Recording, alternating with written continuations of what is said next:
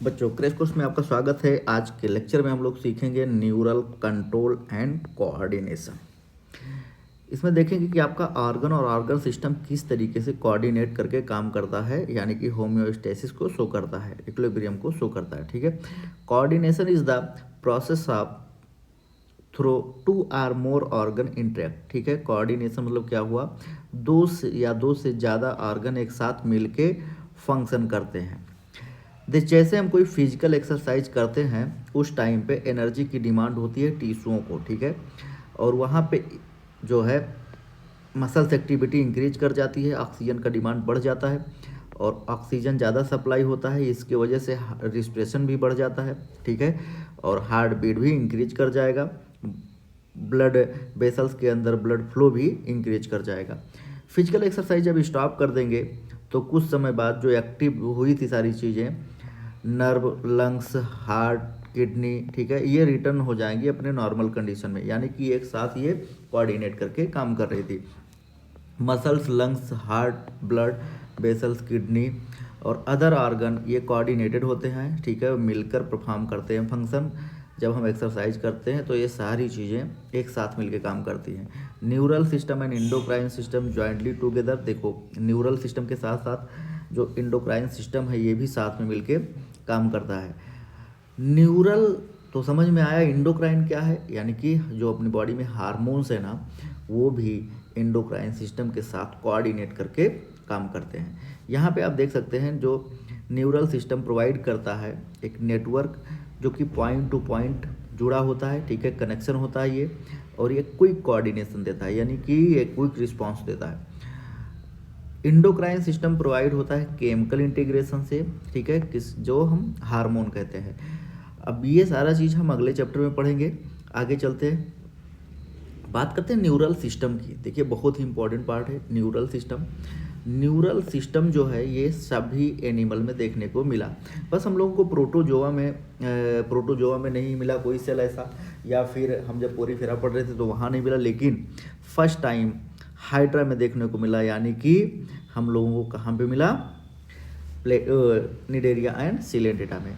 देखिए कह रहा है कि सब एनिमल के पास में हाईली स्पेशलाइज्ड सेल होती है और उसे न्यूरॉन कहते हैं। ठीक है, जो डिटेक्ट करती है, रिसीव करती है और ट्रांसमिट करती है स्टिमुलस को।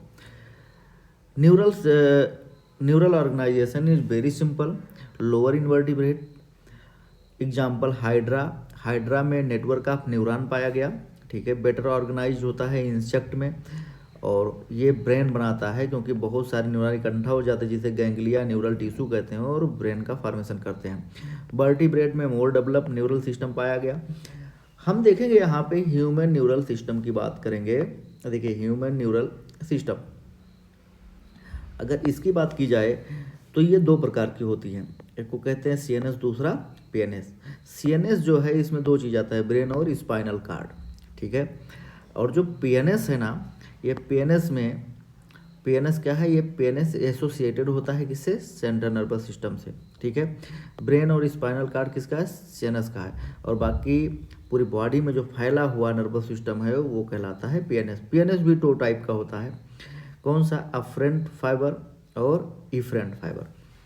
देखिए, यहाँ पे सबसे खास बात है कि जो अफरेंट न्यूरॉन है ना, अफरेंट नर्व फाइबर, ये इम्पल्स को ट्रांसफ़र करते हैं टिश्यू या ऑर्गन से स्टिमुलस को सीएनएस तक पहुँचाते हैं।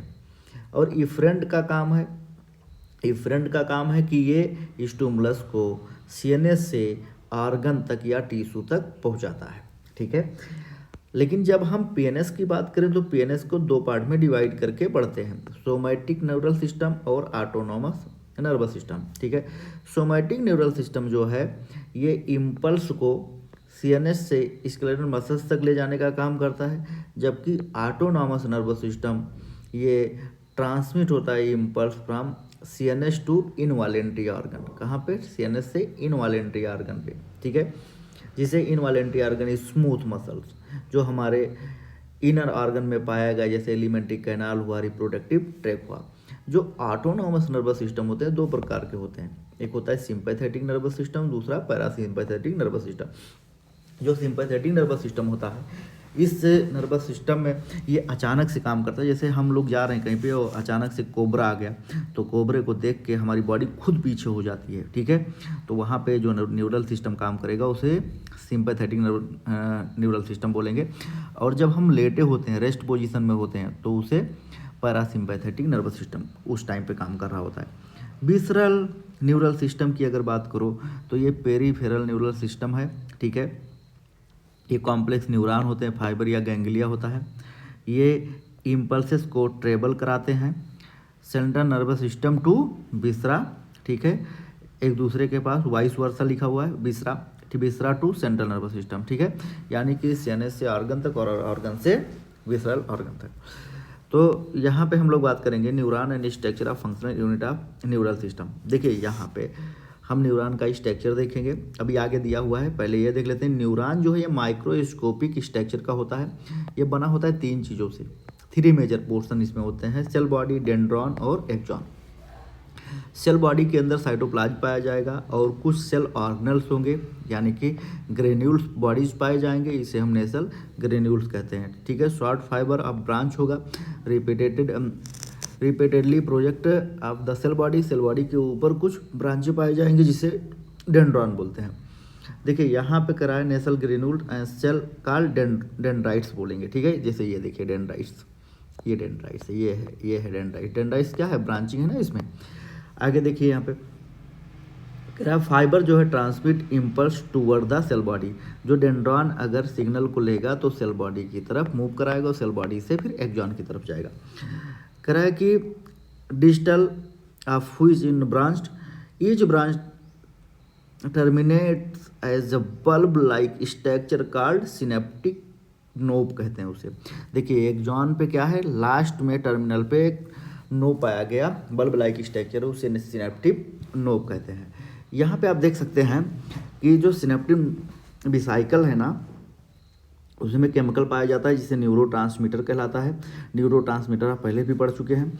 This axon transmit nerve impulse away from the cell body, और ये इम्पल्स को सेल बॉडी से दूर लेके जाता है, ठीक है, सिनेप्सिस के सहारे पे, जिसे हम न्यूरोमस्कुलर जंक्शन कहते हैं, उसी को सिनेप्सिस कहते हैं। सिनेप्सिस हम लोग पढ़े थे, नहीं आगे पढ़ेंगे। सिनेप्सिस 2 टाइप के होते हैं, एक होता है जो केमिकल बीच में होता है, ठीक है, और दूसरा नर्व से, यानी कि वहाँ पे दोनों मेम्ब्रेन करीब में जुड़े होते हैं, एक दूसरे के बहुत ही करीब होते हैं, तो वहाँ न्यूरॉन की तरह ही इम्पल्स पास होता है। लेकिन जब सिनेप्सिस केमिकल होता है तो वहाँ पे बीच में लिक्विड फिल होती है, ठीक है। कह रहा है best of the number of axon and dendron.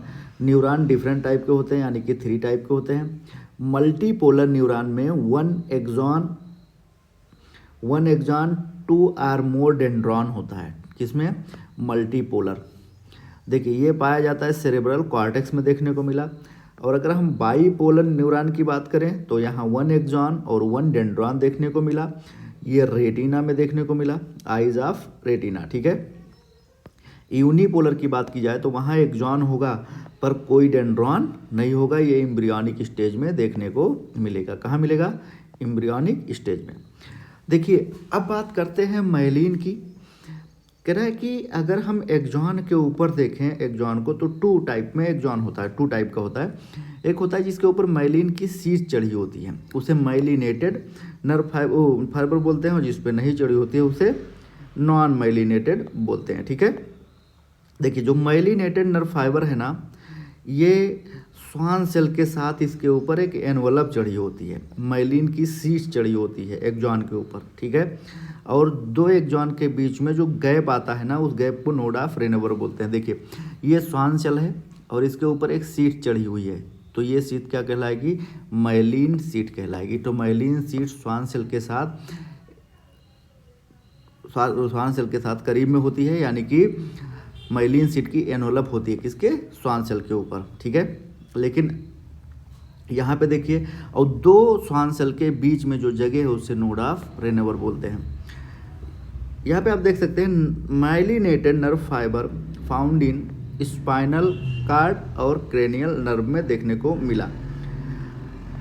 Unmyelinated nerve fibre की बात करें अगर, तो यहाँ स्वान सेल जो है ये किसी से कवर नहीं होता, यानी कि माइलिन शीट से कवर नहीं होता, ये एक्सॉन के पास ही रहता है, एक्सॉन से चिपका हुआ रहता है। ठीक है, तो ये देखने को मिला ऑटोनॉमस नर्वस सिस्टम और सोमैटिक नर्वस सिस्टम में।